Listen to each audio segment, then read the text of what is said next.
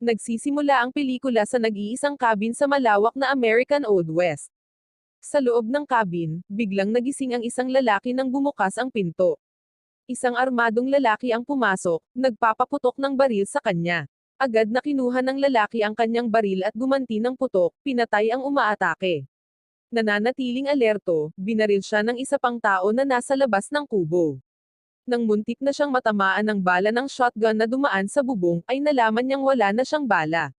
Mabilis na nag-isip, itinapon niya ang kanyang walang laman na revolver sa kalan ng kubo para lumikha ng isang distraction upang makuha niya ang kanyang Winchester rifle.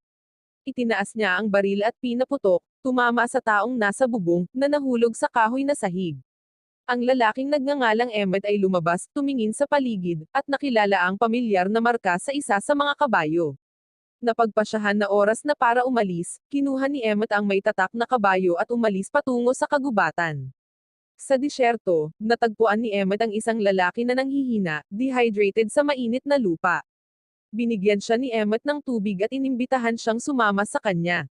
Pagdating ng gabi, ikinuwento ng lalaking nagngangalang Paden ang kanyang kwento tungkol sa pagtataksil ng kanyang mga kaibigan, ninakawan siya at kinuha ang kanyang kabayo. Nakarating sila sa isang outpost ng hukbo kung saan binigyan ni Emmett si Paden ng pera para bumili ng bagong damit. Nakita ni Peyton ang kanyang ninakaw na kabayo at ang magnanakaw. Pumasok siya ng palihim sa tindahan upang kumuha ng baril. Humiling siya sa tindero na umutang ng baril pero tinanggihan siya. Ang tindero ay nag-atubiling ibinigay sa kanya ang isang lumang revolver na may maluwag na silindro. Kinuha ni Paden ang baril at pumunta sa plaza ng bayan. Nakita siya ng magnanakaw at sinugod. Mahinahon na itinutok ni Paden ang kanyang baril at binaril ang magnanakaw mula sa kanyang kabayo. Habang niyayakap niya ang kanyang kabayo, tinanong siya ng isang sarhento ng hukbo. Sinabi ni Paden sa kanya na tingnan ang kanyang pangalan sa ilalim ng upuan na inilagay niya sa kabayo. Nang tanungin kung sino siya, isang saksi na nagngangalang Cobb ang nagbanggit sa pangalan ni Paden. Sinuri ng tenyente ang upuan, kinumpirma ang pagmamayari ni Paden, at sinabi sa mga tao na umalis, pinayuhan si Paden na magbihis ng maayos. Binigyan ni Cobb si Paden ng pera para bumili ng damit, kasama na ang isang sombrero na may kakaibang hugis. Si Paden ay nagpasalamat sa kanya, at inanyayahan siya ni Cobb na sumali sa isang bagong pakikipagsapalaran sa kanluran, ngunit tumanggi si Paden, piniling manood na lamang. Pagkatapos ay nakilala ni Cobb si Tyree, isang magaspang at mapaghinalang tao, na pinalaya mula sa mga tanikala. Habang umaalis sila, tinanong ni Tyree si Paden tungkol sa isang aso, na nagdagdag ng madilim na tono sa kanilang usapan. Plano ni Emmett na pumunta sa isang lugar na tinatawag na Turley para kunin ang kanyang kapatid na si Jake bago pumunta sa Silver Oak kung saan naghihintay ang kanilang kapatid na babae at ang kanyang pamilya. Sina Emmett at Jake ay sabik na bisitahin ang pamilya bago maglakbay patungong California. Si Paden, na interesado na makapunta sa Silver Oak, ay nagpasya na sumama sa kanya. Pagdating nila, isang matandang lalaki na nagngangalang Hobart ay naghinala na ang dumating ay sina Baxter at Holly at nilapitan sila. Si Hobart ay ang namumuno sa isang grupo ng mga magsasaka upang manirahan sa Silver Oak. Naging hindi komportable sina Paden at Emmett nang gumawa ng kahina-hinalang kasunduan sina Baxter at Holly kay Hobart. Habang kumakain sa isang restaurant ng hotel, nakita ni Paden at Emmett ang isang malaking lalaking itim na nagngangalang Malcolm Mal Johnson na pumasok at humingi ng silid at isang whiskey. Nag-atubili ang tindera ngunit binigay ang whiskey, gayunpaman, mabilis na pinapaalis ng manager ng hotel si Mal, tinatanggihan siyang pagsilbihan dahil sa kanyang lahi. Tatlong lalaki ang sumubok na palayasin si Mal pero mabilis niya silang natalo, na nagdulot ng maraming gulo. Si Sheriff John Langston ay pumasok at pinigilan ang laban, handa na sana sina Emmett at Paden na ipagtanggol si Mal. Si Langston, na alam ang kawalang katarungan ng manager, ay sinabihan niya si Mal na umalis ng bayan nang hindi nagbabayad para sa pinsala. Kinukuha ni Mal ang kanyang mga gamit at kinuha ang isang baso ng whiskey bago siya umalis. Nakikipag-usap si Langston kina Emmett at Paden, ipinaliwanag na sa kabila ng kanyang pagiging British, tinanggap siya ng mga tao sa Turley dahil pinapanatili niya ang kapayapaan. Tinanong niya kung bakit sila nasa bayan, at sinabi ni Emmett na naroon sila para makipagkita sa kanyang kapatid na si Jake. Kilalang kilala ni Langston si Jake bilang lalaking nakakulong dahil sa pagbaril sa isang tao. Nang malaman ni Emmett na si Jake ay nagpaputok lamang ng baril para ipagtanggol ang kanyang sarili matapos ang isang romantikong pagkakamali, ngunit si Langston, na sumusunod sa mahigpit na batas ng Old West, ay nakapagbigay na ng schedule para patayin si Jake sa susunod na umaga. Kaya, sinabi ni Emmett kay Jake na hindi siya makakatulong. Sa labas ng opisina ng sheriff ay sinabi niya kay Paden ang kanyang plano na palayain si Jake. Sinabi ni Paden na hindi siya sasama sa plano, dahil pupunta siya sa bar para uminom. Sa loob, nakita ni Paden ang isa pang magnanakaw na nagnakaw ng kanyang sombrero at baril. Sinubukan ng magnanakaw na ilabas ang kanyang baril pero mas mabilis si Paden at binaril siya hanggang mamatay. Pagkatapos ng laban, inaresto ni Langston si Paden at inilagay siya sa selda kasama si Jake. Kinabukasan, isang batang lalaki ang nagpalihis ng atensyon ni Langston sa pamamagitan ng pagsasabi na nasusunog ang bahay kung saan doon bibitayin ang mga kriminal. Samantala, binuksan ni Jake ang kanilang selda gamit ang kanyang sinturon. Nang tingnan ng deputy ang selda, nakita niya si Paden na lamang ang naroon, dahilan para posasan ng deputy si Paden sa rehas ng selda. Habang napagtanto ng deputy kung ano ang nangyari, sinuntok siya ni Paden. Si Jake pala ay nagtatago sa likod ni Paden sa oras na iyon. Kinuha nila ang kanilang kagamitan at naghintay sa labas ng opisina ng sheriff hanggang dumating si Emmett na may dalang kabayo, na nagresulta sa isang shootout laban sa ilang mga tao sa bayan at sa pagdating ni Langston. Tinutulungan sila ni Mal Johnson na makatakas sa pamamagitan ng paggamit ng kanyang rifle upang pigilan ang deputy ni Langston na habulin si Jake, at natanggal din ang sombrero ni Langston dahil sa pagbaril ni Mal Johnson. Nakita ang panganib, tumigil si Langston sa paghabol. Sumama si Mal Johnson kina Jake, Emmett, at Paden habang papunta sila sa Silverado. Mamaya, natagpuan ng grupo ang mga kasamahan ni Hobart na iniwan sa disyerto, na niloko nina Baxter at Holly, at ninakaw ang kanilang pera. Iniwan nila si Jake para tulungan ang mga tao habang sina Paden, Mal, at Emmett ay maghahanap sa mga magnanakaw. Natagpuan nila ang isang hideout sa bangin kung saan naroon sina Baxter at Holly kasama ang kanilang grupo. Si Emmett, na nagkukunwaring nagmamadali, pumasok sa bangin kasama si Paden na nakahiga sa kabayo, nagkukunwaring patay. Sinabi niya kay Dawson, ang leader ng grupo, na tumatakbo sila mula sa mga bantay bayan matapos silang magnakaw sa bangko ng Turley. Si Dawson, nagalit dahil magdudulot lamang sila ng gulo, ay malapit na niyang patayin si Emmett nang biglang may nagpaputok mula sa itaas. Si Mal at isang kasamahan ay nagpapaputok mula sa gilid ng bangin. Sa gitna ng kaguluhan, pinalaya ni Emmett ang mga kabayo ni Dawson, at kinuha ni Paden ang strongbox, hinahatak ito gamit ang kanyang kabayo, habang pinoprotektahan sila ni Mal at ng kanilang kasamahan. Ang tatlo ay nakatakas, nagtatawanan tungkol sa kanilang tagumpay. Gayunpaman, ang kanilang kasamahan, na hindi nagtitiwala sa kanila, ay humiling na kunin ang strongbox ngunit pinatay siya ng isa sa mga nakatagong shooter ni Dawson. Matapos gumanti ng putok at patayin ang shooter, nakipagkita sila kay Jake upang dalhin ang mga magsasaka sa Silverado. Noong gabing iyon, sa paligid ng apoy, lumalalim ang kanilang pagkakaibigan.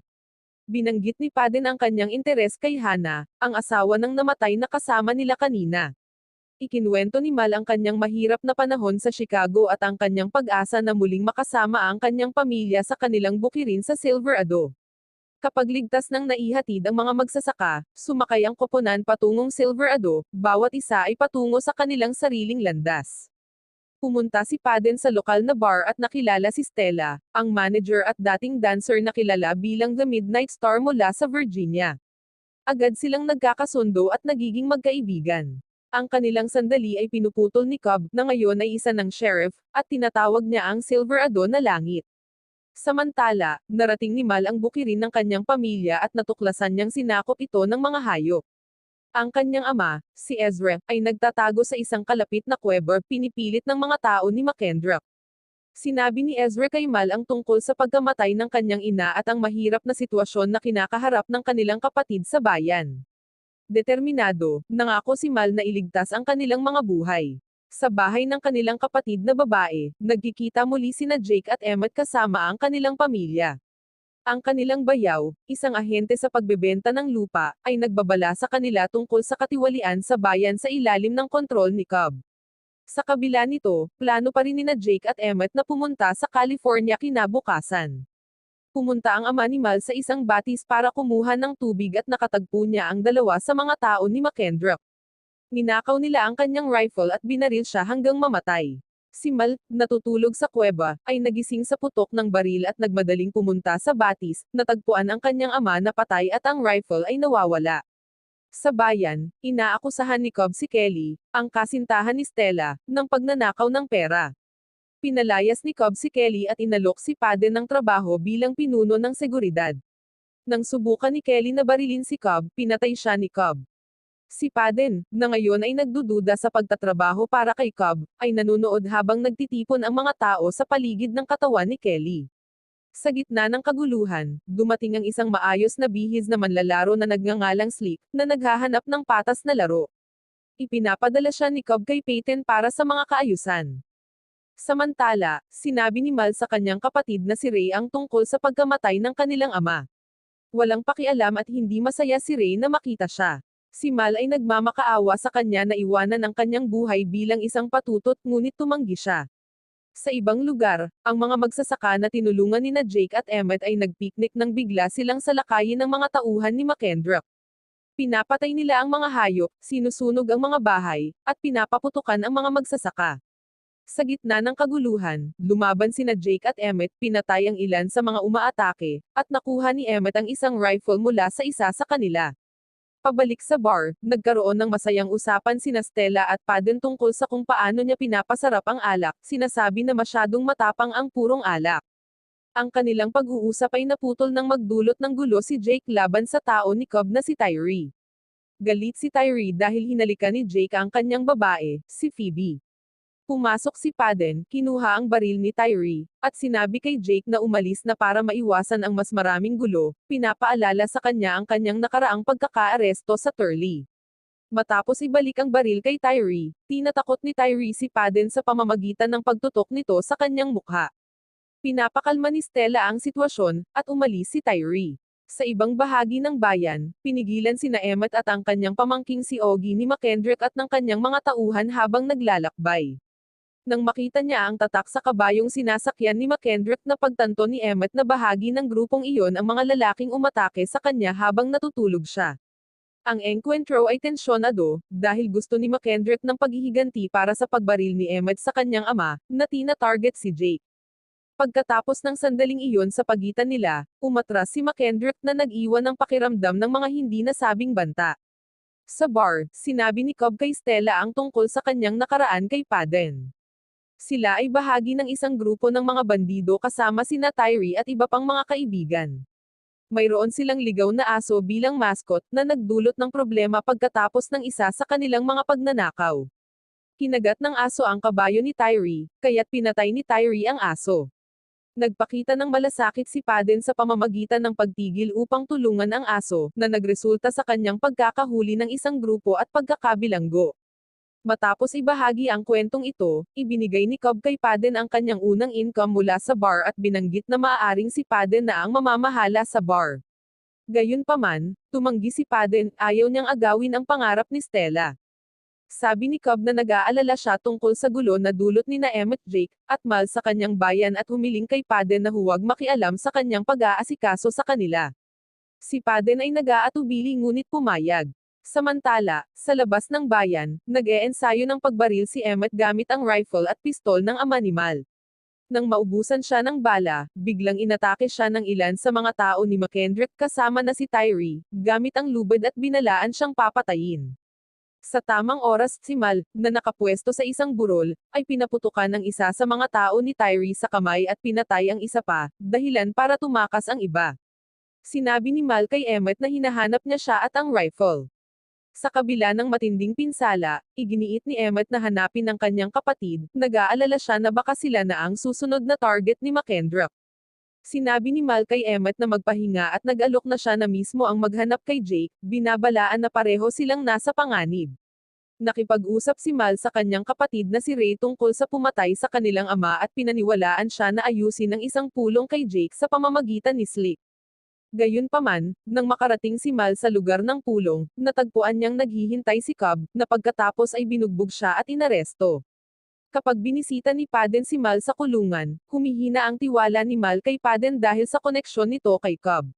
Sa bahay nina Jake at Emmett, isang madilim na eksena ang nagaganap habang kinokontrol ni McKendrick at ng kanyang mga tao ang sitwasyon. Nahuli nila si Jake nang umuwi siya, sinunog nila ang bahay upang sirain ang mahahalagang dokumento ng lupa, binaril nila ang bayaw ni Jake nang subukan nitong pigilan sila, sinaktan ang kanyang asawa, at kinidnap si Ogie na nakakita sa kanila na sinunog ang bahay. Ang balita tungkol sa sunog ay mabilis na umabot sa bar, at nagmadali sina Paden at Stella upang tumulong. Inorganisa ni Stella ang kanyang mga tauhan upang kumuha ng maraming tubig na pinangunahan ni Paden, ngunit masyadong malakas ang apoy para mapatay. Dumating si Cobb, nagluluksa sa pagkasunog ng bahay at pinaalalahanan si Paden tungkol sa mga panganib ng paglahok, binabalaan siya na maaaring mapahamak si Stella. Habang pinapagalitan ni Stella si Paden dahil hindi siya kumilos sa gitna ng kaguluhan, nalaman ni Ray ang tungkol sa pagkakaaresto kay Mal at lihim na kinuha ang nakatagong kutsilyo sa kanyang sapatos. Nang dalhin siya ng deputy para makita si Mal, sinubukan niyang yakapin ang deputy, at sinaksak niya ito sa likod gamit ang patalim ngunit nabaril siya sa proseso. Pinatumba ni Mal ang deputy, isinaksak ang kutsilyo ng mas malalim at pinatay siya. Habang hinahanap ni Mal ang mga susi ng selda, isang panibagong deputy ang lumitaw nang hindi siya malinaw na nakikita, at itinapon ni Mal ang kutsilyo, tumama at napatay siya. Si Stella, nang malaman kung bakit nag-atubili si Paden, naunawaan na ginagamit ni Cobb ang kanyang kaligtasan upang kontrolin si Paden. Pinagsisisihan niya ang presensya ng mga bully sa mundo. Iginagalang ni Paden ang kanyang lakas ngunit nananatili siyang natatakot sa maaaring gawin ni Cobb kay Stella. Di nagtagal, dumating si Phoebe at sinabi sa kanila na nakatakas si Mal at iniwan si Ray na walang malay sa labas ng selda. Bumalik si Mal sa kuwebo upang sabihan si Emmett tungkol sa nangyari noong gabi, kabilang ang pagdukot kay Ogie. Sa kabila ng kanyang mga sugat, bumangon si Emmett na handang makipaglaban, gayon din si Mal, na may dalang rifle mula sa kanyang ama. Sila, kasama si Paden, ay patungo na sa lugar ni McKendrick. Doon, pinakawalan nila ang mga alagang hayop, dahilan para magtago ang karamihan sa mga tao ni McKendrick. Mula sa bubong ng bahay, nagbibigay si Mal ng sniper cover habang pumasok si Emmett sa bahay, iniligtas si Ogie, at nakipaglaban sa ilang kaaway. Sinabi ni Ogie kay Emmett na di umano'y namatay si Jake matapos mahulog sa bangin, ngunit dahil sa kaalaman ni Emmett sa mga kakayahan ni Jake, iniisip niyang peke ang pagkamatay ng kanyang kapatid. Sa loob ng kamalig, lumalaban si Paden sa mga umaatake at muntik na siyang matamaan ng isang shooter gamit ang mga baril ni Jake, pero biglang dumating si Jake, pinabagsak ang shooter. Magkasama, tinalo nila ang natitirang mga kaaway at sumama kina Emmett at Ogie sa bahay. Halos matamaan si Mal sa bubong pero nagawa niyang patayin ang kanyang umaatake, salamat sa babala ni Paden. Ang grupo ay umalis sa rancho at bumalik sa Silverado. Sa gilid ng Silverado, iniwan nila si Ogie sa sementeryo ng bayan at naghahanda na harapin ang mga tao ni Cobb. Si Jake ay pumasok sa bar, nakuha ang atensyon ni Tyree at isa pang deputy. Habang hinalugog nila ang bar si Jake, na inalis ang kanyang sapatos para hindi marinig ang kanyang mga paa, ay nagtago sa ilalim ng bar platform ni Stella. Nang maghiwalay sina Tyree at ang deputy sa labas, lumabas si Jake, tinawag sila, at sabay silang binaril.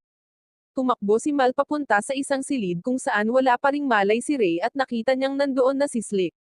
Sinabi ni Slick kay Mal na kailangan ni Ray ng medikal na tulong ngunit sinubukan niyang patayin si Mal gamit ang nakatagong kutsilyo. Gayunpaman, masyadong mabilis si Mal at naagaw niya ang kutsilyo ni Slick, sinaksak niya siya sa tiyan gamit ang kanyang kutsilyo. Samantala, naglalakad si Emmett sa bayan na hinahanap si McKendrick at nagkaroon sila ng matinding bakbakan habang nakasakay sa kabayo. Napatay ni Emmett ang sniper ni McKendrick pero nasira ang kanyang rifle nang matamaan ito ni McKendrick sa isang swerte na pagbaril. Nabaril din si Emmett sa binti, dahilan para mahulog ang kanyang baril. Pinasunod niya si McKendrick sa kabilang bahagi ng bayan, kung saan pumasok siya sa isang loading ramp at pinatalon ang kanyang kabayo mula sa isang plataporma. Tinamaan si McKendrick sa ulo at nahulog mula sa kanyang kabayo, na nagresulta sa kanyang pagkamatay. Kasabay nito, naghahanda sina Paden at Cobb para sa isang klasikong duelo sa Old West, habang kinakabahan na pinapanood sila ni Stella. Nagpaalam sila bago pa makagawa ng unang hakbang si Cobb pero mas mabilis si Paden at binaril si Cobb hanggang mamatay.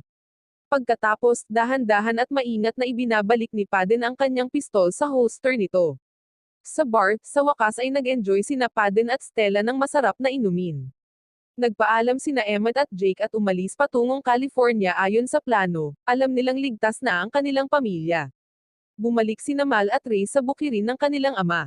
Habang sila'y umaalis, si Paden, na ngayon ay nakasuot ng badge ng sheriff ng Silverado, ay tila handa ng pakasalan si Hannah, ang magsasaka. Wow naman! Doon nagtatapos ang pelikula mga idolo, salamat sa inyong panonood.